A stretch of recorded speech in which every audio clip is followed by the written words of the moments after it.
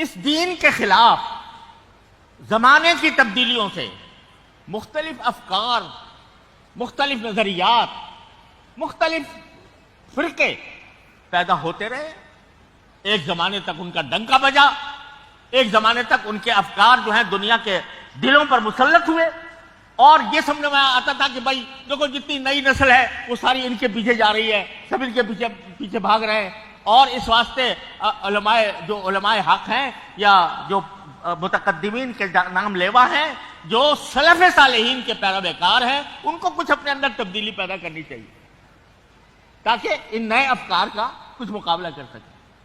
اگر وہ حضرات امام احمد بن حنبل اور امام بخاری انہوں نے اگر اس دباؤ میں آ کر اگر کوئی ادنا شوشہ بھی بدل دیا ہوتا تو آج دین اس صورت میں محسوس نہ ہوتا. تو ہر دور میں ایسے لوگ پیدا ہوتے ہیں اور ان کا ڈنکا بجتا ہے. ان کے بارے میں کہا جاتا ہے بھائی بڑے مؤثر، ان کا کلام بڑا مؤثر ہے، لوگ ان کے پیچھے چل رہے ہیں. لوگ کہا جاتا ہے کہ یہ نئے افکار لے کر آئے ہیں اور نئے نظریات لے کر آئے ہیں، اور ان کے پیچھے چلنے والوں کی ایک فوج ہے جو ان کے پیچھے چل رہی ہے، اور یہ بیچارے پرانے لوگ سلف صالحین کے پیروکار یہ پیچھے رہ گئے ہیں اور وہ آگے بڑھ گئے ہیں. میرے بھائیوں، وہ جتنے آگے بڑھنے والے ہیں وہ بھی اسی طرح تاریخ کا حصہ بننے والے ہیں جیسے معتزلہ اور جہمیہ بنے تھے. لہذا کبھی اس بات سے مرعوب نہ ہونا کہ فلاں نظریہ جو ہے اس کا بڑا چرچا ہے، فلاں نظریہ بڑا پھیل رہا ہے، نوجوان نسل اس کی طرف جا رہی ہے، اس کے باتوں کے اندر بڑی تاثیر ہے. اس بات سے کبھی مرعوب نہ ہونا. یہ سارے نظریات، سارے افکار جو مان علیہ واصحابہ کے خلاف ہے، سب مٹنے والے ہیں. ایک دن وہ بھی تاریخ کا حصہ بنیں گے جس طرح معتزلہ اور جہمیہ بن گئے.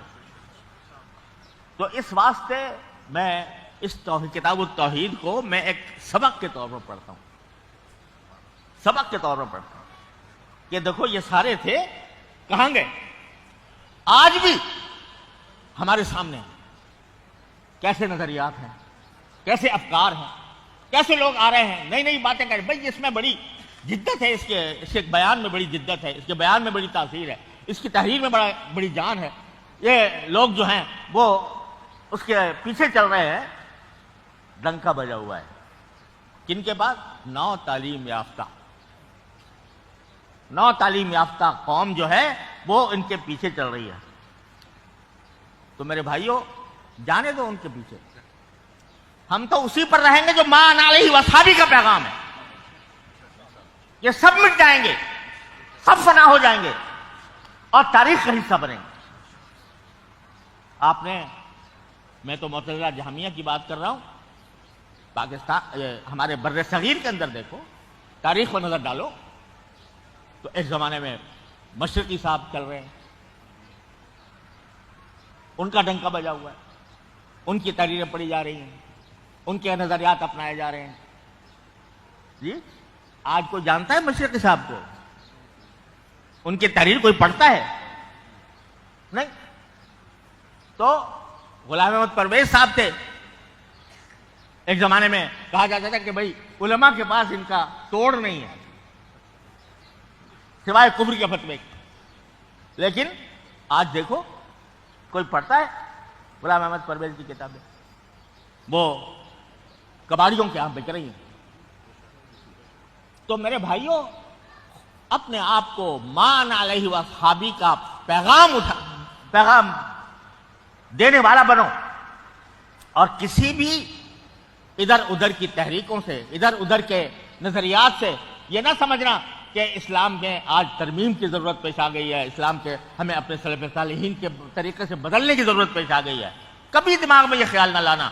ان کا جو پڑھائی جاتی ہے نا، لوگ کہتے ہیں بھائی معتزلہ کو اب کیا پڑھیں اور جہمیہ کو کیا پڑھیں. تو میں تو کہتا ہوں پڑھو تاکہ پتہ چلے کہ کون کیا تھا اور کیا ہو گیا.